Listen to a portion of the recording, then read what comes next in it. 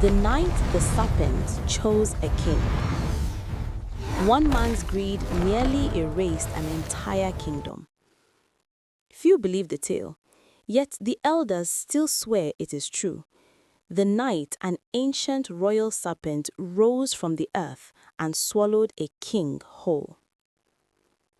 Long before fear learned to walk openly among men, there stood a flourishing kingdom called Ilaro Onkai, cradled between rolling forests and wide red plains. The land was generous. Its soil was deep and black, rich enough to reward even careless farmers. Millet bowed heavy with grain. Yam barns stood full through every season. Tall palm trees lined the paths like silent guards, their fronds whispering secrets to the sky. A gentle river, River Luma, curved around the town like a protective arm. At night, its waters murmured softly, as though telling old stories to the moon. Women fetched water after sunset without fear. Fishermen returned home laughing, their baskets alive with silver fish.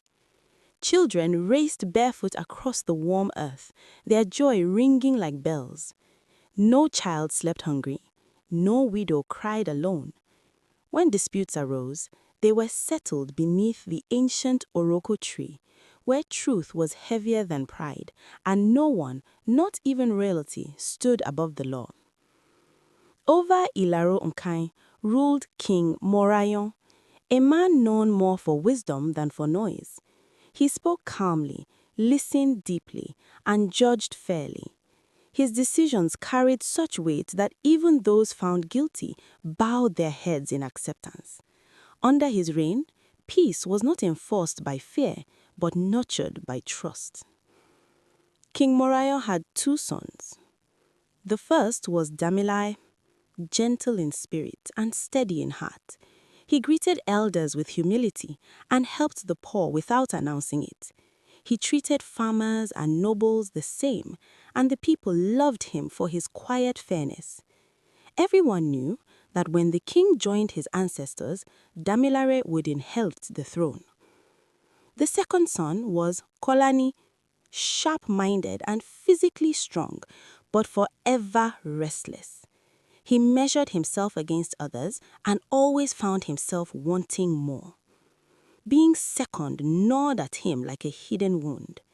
Though he smiled before his father and bowed before tradition, a dark seed had begun to grow in his heart, one watered daily by envy. When King Morayo fell ill, the kingdom mourned even before his passing. Day by day, his strength faded, until one morning his breath quietly left him. The palace filled with wails, drums fell silent, markets closed. For 7 days, Ilaronkai stood still in grief. Heads were shaved, black cloth wrapped grieving bodies. Even the river seemed to slow its song. That 7th night, the palace lay unusually quiet. Oil lamps flickered low. Guards stood weary, their spirits heavy with loss. In his chamber, Damilare slept, his heart burdened with sorrow, yet free of evil. Damilare never woke. Like a shadow without sound, Kolani entered his brother's room. There was no struggle loud enough to warn the guards, no cry to stir the night. By the time the moon shifted across the sky, the rightful heir lay lifeless, his blood soaking the mat of peace he once slept upon. By morning, the palace erupted in chaos. Kolani wailed the loudest. He tore his clothes, rolled in the dust, and cried before the people. But guilt clung to him like smoke. The air itself felt heavy. Birds fled the rooftops. Something unseen had entered the land. Tradition was clear. The crown belonged to the first son. Damilare's name had already been spoken in sacred prayers. But Kolani moved faster than truth. Before elders could gather, before rites could begin, he stood in the palace courtyard flanked by armed guards and declared himself king.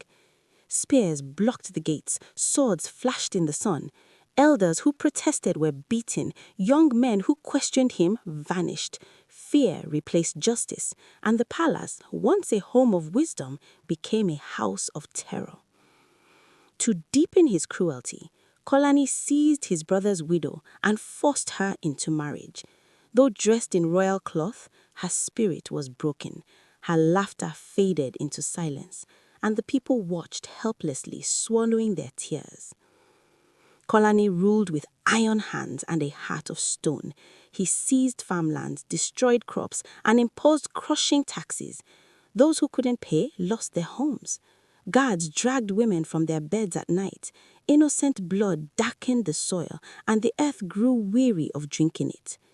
When the elders finally gathered the courage to warn him, reminding him that no throne built on blood could stand, he laughed and ordered them thrown into prison. He said, "I am God in this land. Who can question me?" But the true gods were listening. Signs soon followed. Crops failed, the river thinned, children were born sickly, nightmares haunted the people, dogs howled at empty paths, birds abandoned the skies of Ilaro-Onkai. When the chief priest came with white chalk and sacred staff begging Kolani to kneel and make peace with the gods, the king beat him and cast him into prison. That insult sealed his fate. 7 hard years passed. Then, on a night when thunder split the sky and the wind roared without rain, the forbidden shrine at the edge of the kingdom cracked open. From the depths emerged the ancient royal serpent, vast as a river, ancient as the land itself. Its scales gleamed like iron beneath lightning, and the earth trembled at its passing. The serpent did not attack the people. It moved with purpose, straight to the palace. Guards fled or collapsed where they stood. In his chamber, Kolani awoke to cold dread. 2 glowing eyes filled the darkness. Before he could scream, the serpent coiled around him. His crown fell, his power vanished, and in silence he was swallowed whole. By morning, the palace stood open. Prison doors unlocked themselves. The elders and priests walked free. The throne sat empty. And slowly, life returned. Rain fell, crops grew, the river sang again. Children laughed.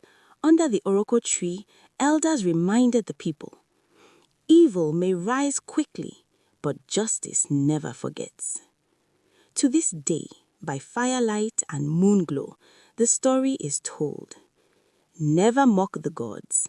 Never steal what is not yours. Never build power on blood.